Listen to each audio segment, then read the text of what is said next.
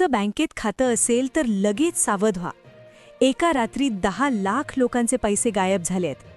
तुम्हाला खोटं वाटेल, पण काल रात्री अचानक एक फोन आला आणि तो फोन उचलल्यानंतर बँक खात्यातले पैसे एका क्षणात गायब झालेले आहेत. सरकारच्या माध्यमातून संपूर्ण देशात रेड अलर्ट जारी करण्यात आलाय.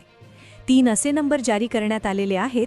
या 3 पैकी कोणत्याही एका नंबरवरून जर फोन आला तर तो फोन चुकूनही उचलू नका. कारण की हातून जर तुम्ही उचलला तर तुमच्या बँक खात्यात 1 रुपयाही शिल्लक राहणार नाही. तुम्ही बँकेत जरी गेलात तरी बँकही काहीच करू शकत नाही. काल रात्री लोकांचे करोडो रुपये गायब झाले आहेत. असे लोक बँकेपुढे रांगा लावून आता अक्षरशः थकून गेले आहेत, पण बँकेच्याही लक्षात येत नाही.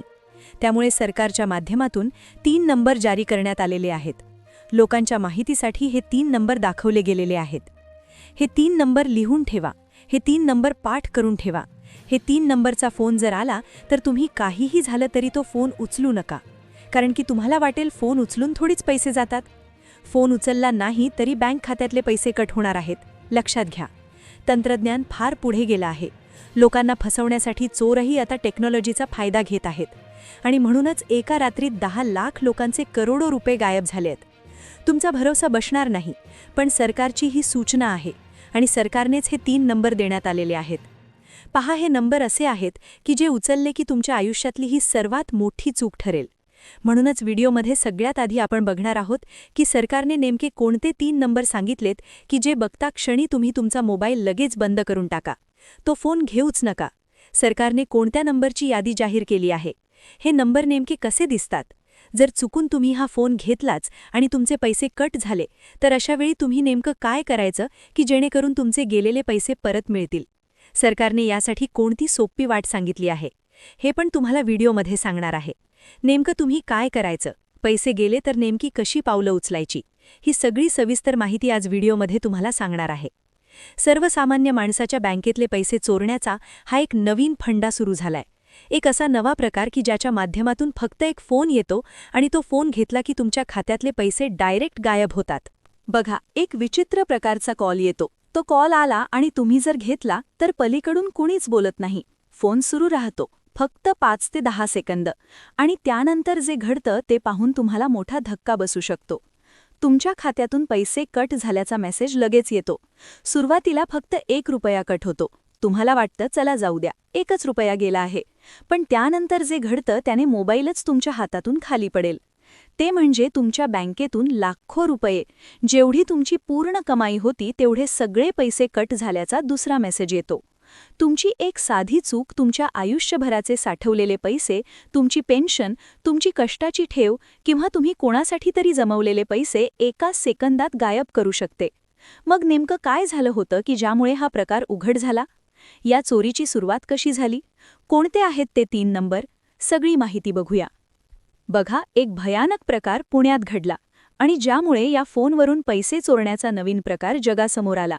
नेमकं पुण्यात काय झालंय ते नीट बघा. एक महिला जिने आपल्या मुलाच्या शिक्षणासाठी आणि लेकीच्या लग्नासाठी रुपया साठवून 1.5-2 लाख रुपये बँकेत ठेवले होते. एक रुपया तिने अतिशय काटकसरीने साठवला होता. स्वतःच्या इच्छा मारून मुलांच्या भविष्यासाठी पैसे साठवले होते. पण एक दिवस या गरीब महिलेसोबत असं काही घडलं ज्याची कोणी स्वप्नात पण कल्पना केली नव्हती. बिचारीला हे माहीत नव्हतं की कोणता फोन उचलायचा आणि कोणता टाळायचा. तिने तो एक कॉल घेतला आणि आज ती महिला बँकेच्या पायऱ्यांवर रडत बसली आहे. ती एक साधी दुपारची वेळ होती. नवरा कामावर गेला होता आणि मुलं शाळेत होती. ती बाई घरात एकटीच असताना तिचा मोबाईल अचानक वाजला. स्क्रीनवर एक अनोळखी आणि विचित्र नंबर दिसत होता. नंबर नेहमीसारखा 10 आकडी नव्हता, तो थोडा वेगळा होता. पण तिला वाटलं कदाचित मुलाच्या शाळेतून फोन असेल किंवा कोणत्या पाहुण्यांचा असेल, म्हणून तिने फोन उचलला. तिला अजिबात कल्पना नव्हती की पुढच्या काही क्षणात तिचं पूर्ण आयुष्य बदलणार आहे.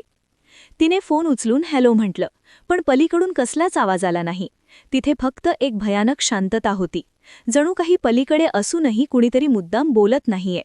तिने पुन्हा विचारलं, कोण बोलतंय? पण समोरून उत्तर आलं नाही. फक्त श्वासांचा आवाज येत होता.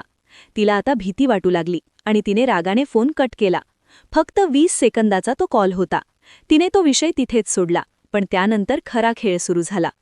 फोन कट करून फक्त 5 मिनिटं झाली असतील तोच मोबाईलवर मेसेज आला की तुमच्या खात्यातून 1 रुपया कापला गेला आहे.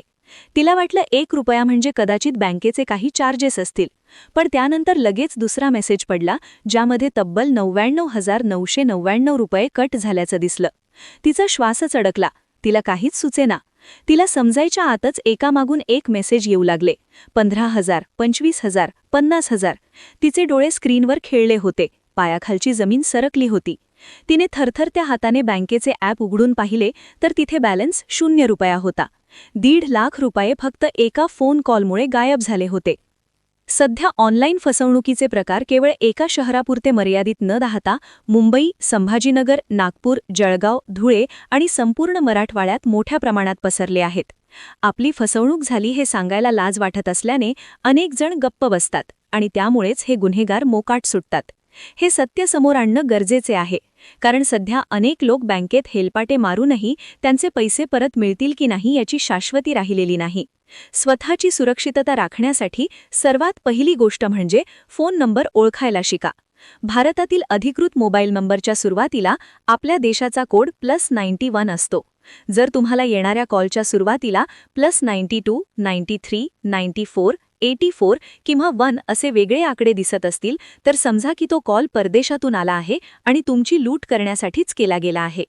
अनेकदा लोक सुरुवातीचे आकडे न पाहता फोन उचलतात, पण जर +91 नसेल तर तो कॉल धोक्याचा इशारा आहे हे पक्के लक्षात ठेवा. दुसरी महत्त्वाची बाब म्हणजे कधीकधी स्थानिक नंबरवरूनही फोन येतात.